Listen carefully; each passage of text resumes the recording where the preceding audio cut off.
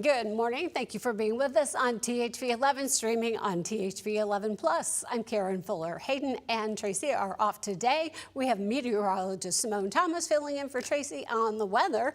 And what does it look like for Memorial Day? Good morning, Karen, and good morning to everybody waking up with us. We got a little bit of a cloudy start to the day, as you can see behind me, but the rain is really staying off to our southeast, impacting portions of Mississippi, Louisiana, down to Alabama and Florida. Even though we don't have the rain, it is still very humid out there. Now, temperatures are fairly close to the dew point in central Arkansas, with a few of our north central locations with those matching temperatures and dew points, which would indicate to me some low-hanging clouds, maybe a little fog for north central Arkansas. But dew points in the 60s, which would indicate some very moist, humid air. Over in southeast Arkansas, dew points in the upper 60s, closer to 70, so even more humid for that part of the state, with temperatures starting out this morning in the middle to upper 60s. So you'll notice if you step outside, it feels a little muggy, a little sticky, but we're dry right now. As we continue through the afternoon, though, when we get some energy from that daytime heating, we could see some spotty rain coverage. Rain will be mostly favored across southeastern portions of the state, but temperatures are at least expected to peak in the low 80s. Here's a look at where those rain coverage is favored today. Again, southeastern portions of the state where the air is a little more moist, and we're closer to a frontal boundary that is draped through Mississippi. Details, though, on the rest of the week are coming up in your 7-day outlook, so make sure you stick around. Right now, firefighters in Orange County, California are racing to try and prevent a possible chemical disaster, while more than 50,000 people remain under evacuation orders. A cracked tank holding thousands of gallons of flammable chemicals is now under very close watch. Crews are testing it for dangerous pressure buildup. Officials say the crack could actually mean some pressure has already been released, but they're not ready to say that the threat is over. An update on the tank is expected later this morning. CBS correspondent Lana Zach has the latest from the Incident Command Center now. As this chemical tank continues to smolder, firefighters are racing against the clock and bracing for what could be a catastrophic explosion. And the worst case scenario is still possible, that tank could blow, the tanks next to it would then blow. That is still on the table. Residents remain on edge, 50,000 forced out of their homes in the city of Garden Grove. The sudden evacuation has overwhelmed hotels and shelters. We heard sirens, helicopters, and the Amber Alert. Jackie Esquera and her 7-year-old son Kyle live just 1 block from the GKN Aerospace Center. Very stressful, yes. I can't sleep at night. The failing tank that threatens to explode holds 7,000 liquid gallons of methyl methylcrylate. The worst possibility, an explosion. The second worst, a toxic leak. But today, some positive news. There could be a crack on the top. Seeing a crack in the tank in this case is a positive development? It actually is, because if we see a crack, that's going to tell us that the pressurization that we were concerned with might not be there. The EPA says despite the crack, there are no signs of a toxic leak. Today, GKN issued a statement from its headquarters in the UK saying, "We are acutely aware of the uncertainty this incident is causing and sincerely apologize for the ongoing disruption to the local community." What are your worries now? My job. I already lost 2 days of work. I'm a single parent. GKN Aerospace has reportedly paid more than $1 million in previous environmental penalties, and already 2 class action lawsuits have been filed in this case. Lana Zach, CBS News, Los Alamitos, California. And in New York, crews are now investigating a deadly explosion at a Staten Island shipyard. FDNY says firefighters were battling a fire in a dry dock area Friday afternoon when an explosion erupted on the scene. 1 person was killed, more than 30 people hurt, most of them firefighters. Officials say everyone injured was taken to nearby hospitals.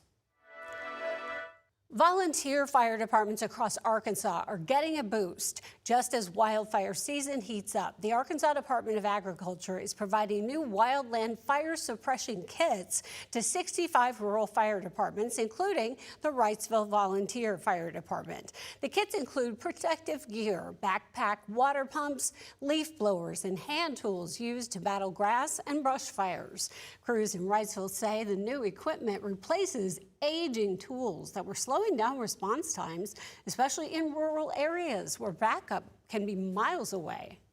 We was calling other resources out, and they can be 35, 40 minutes away. Just the resources that we need from the rakes. We had manpower. We got manpower all day. It's just the equipment we didn't have. I hope we get more and more equipment.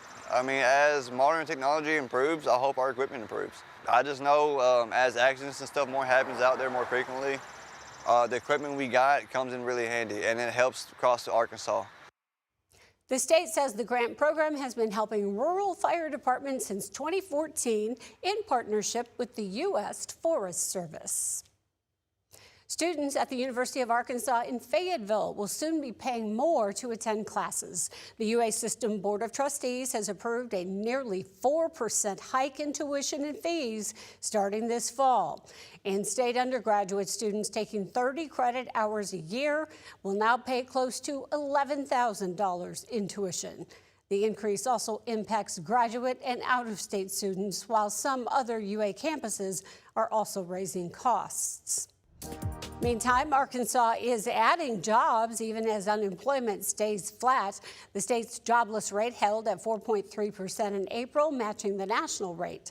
Officials say employment stayed at a record high for a fourth straight month. Non-farm payrolls grew by nearly 5,800 jobs, led by leisure and hospitality and professional services. On this Memorial Day, the U.S. and Iran appear to be moving closer to a possible deal to end the conflict that has so far killed 13 American service members since February. President Trump is expected to take part in a wreath-laying ceremony at Arlington National Cemetery today as diplomatic talks with Iran continue. CBS correspondent Tina Kraus is following the latest developments. A senior Trump administration official tells CBS News the Iranians have in principle agreed to a deal that would include the disposal of highly enriched uranium and the reopening of the Strait of Hormuz, a vital shipping route for the world's energy supplies. So we have what I think is a pretty solid thing on the table in terms of their ability to open up the straits, get the straits open, enter into a very real, significant, time-limited negotiation on the nuclear matters. Secretary of State Marco Rubio says the plan has support in the region. We thought we might have some news last night, maybe today. I wouldn't read too much into it. It takes a little while to hear back. Complicating matters, CBS News has learned U.S. intelligence shows Iran's supreme leader is holed up in a secret location with little access to the outside world, and it takes time for him to receive data and send back responses. In a social media post Sunday, President Trump wrote he ordered his team not to rush into a deal and that time is on our side. But some senators are expressing concern, with reports in Iranian media suggesting Tehran may keep control over the Strait of Hormuz. The president should have stuck to his campaign pledge of keeping us out of war and focused on bringing down prices. He's done just the opposite. Any agreement with Iran that isn't subject to ratification by Congress is I think, going to be doomed to fail. A top Iranian military leader says it's Tehran's legal right to control the strait. Tina Kraus, CBS News, London. Oil prices fell more than 5% overnight on the hopes the U.S. and Iran could strike a deal to end the war. Brent crude fell nearly 1.5% to about $99 a barrel. U.S. crude dropping almost 5% to around $92. But drivers are still feeling the impacts at the pump on this busy holiday travel weekend. AAA says gas is averaging $4.51 a gallon Sunday nationwide and about $4.06 here in Arkansas. That's up 51% since the war began. Now, let's check in with meteorologist Simone Thomas in the forecast as you look ahead to your Memorial Day. Memorial Day, I think most places stay dry, but we could maintain some spotty rain coverage later this afternoon and into the evening, with that rain coverage most favored for southeastern Arkansas. But temperatures are looking to warm up to the low 80s this afternoon. Full details on the rest of the work week are coming up in about 6 minutes. Before we send you off the break, here's a quick traffic update. This is the I-430 River Bridge towards Maumelle. We don't have a lot of people on the roads this morning, I'm assuming, because it is a holiday. We've got some low-hanging clouds you see off in the sky, but no fog right now because temperatures or dew points just aren't close enough. We don't have any traffic incidents to report again because most people are staying home this morning. But if anything changes, we'll have those updates right here on THV 11 Morning News.